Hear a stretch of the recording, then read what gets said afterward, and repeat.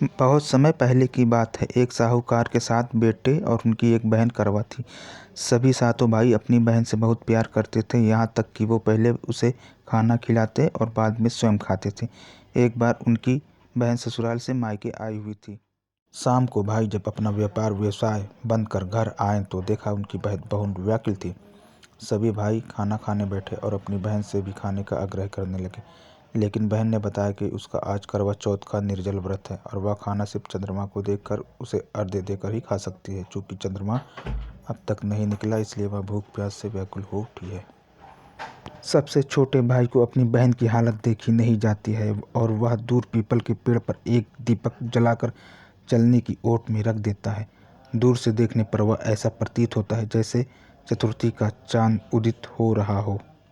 इसके बाद भाई अपनी बहन को बताता है कि चांद निकल आया है, तुम उसे अर्घ्य देने के बाद भोजन कर सकती हो।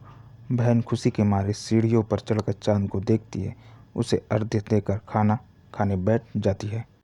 वह पहला टुकड़ा मुंह में डालती है तो उसे छींक आ जाती है, दूसरा टुकड़ा डालती है तो उसमें बाल निकल आता है और जैसे ही तीसरा टुकड़ा मुंह में डालने की कोशिश करती है तो उसके पति की मृत्यु का समाचार उसे मिलता है और वह बौखला जाती है।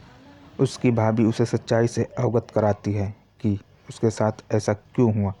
करवा चौथ का व्रत गलत तरीके से टूटने के कारण देवता उससे नाराज हो गए हैं और उन्होंने ऐसा किया है।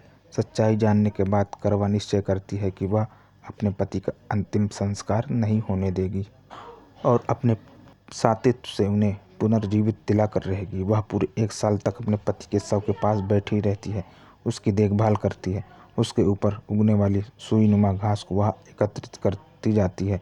1 साल बाद फिर करवा चौथ का दिन आता है। उसकी सभी भाभियाँ करवा चौथ का व्रत रखती हैं। जब भाभियाँ उससे आशीर्वाद लेने आती हैं तो वह प्रत्येक भाभी से यम सुई ले लो, पी सुई दे दो, मुझे अपनी जैसी सुहागिन बना दो, ऐसा आग्रह करती है। लेकिन हर बार भाभी उसे अगली भाभी से आग्रह करने का कह चली जाती है। इस प्रकार जब छठे नंबर की भाभी आती है तो करवा उससे भी यही बात दोहराती है। यह भाभी उसे बताती है कि चूंकि सबसे छोटे भाई की वजह से यह व्रत टूटा था, अतः उसकी पत्नी में ही शक्ति है कि वह तुम्हारे पति को दोबारा जीवित कर सकती है। इसलिए जब वह आए तो तुम उसे पकड़ लेना और जब तक वह तुम्हारे पति को जिंदा ना कर दे उसे नहीं छोड़ना, ऐसा कहकर वह चली जाती है।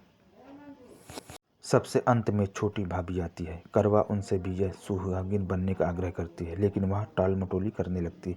इसे देख करवा उन्हें जोर से पकड़ लेती है और अपने सुहाग को जिंदा करने के लिए कहती है। भाभी उससे छुड़ाने के लिए नोचती खसोटती है, लेकिन करवा नहीं छोड़ती है। अंत में उसकी तपस्या को देख भाभी पसीज जाती है और अपनी छोटी अंगुली को चीरकर उसमें से अमृत उसके पति के मुंह में डाल देती है। करवा का पति तुरंत श्री गणेश कहता हुआ उठ बैठता है। इस प्रकार प्रभु कृपा से उसकी छोटी भाभी के माध्यम से करवा को अपना सुहाग मिल जाता है।